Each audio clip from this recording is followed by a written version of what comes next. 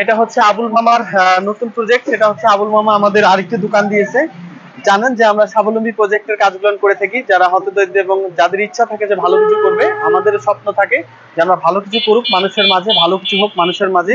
সে ভালো কিছু যদি করে খেতে পায়, সেটা আমরা চাই যে আপনাদের যে ভালোবাসাগুলো সেটা মানুষের মাঝে ভালোবাসাগুলো বিলিয়ে মানুষের মুখে হাসি ফুটানোটাই হচ্ছে আমাদের কাজ। একজন মানুষ হাসবে, সেই হাসিটাই আমাদের কাছে সবচেয়ে বড় বড় জিনিস।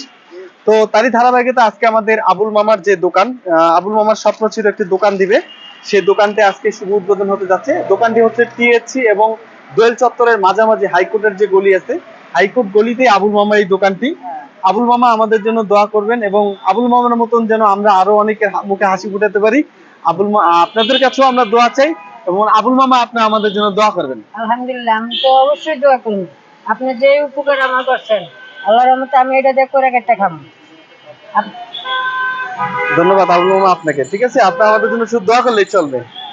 ঠিক আছে, অবশ্যই করুন।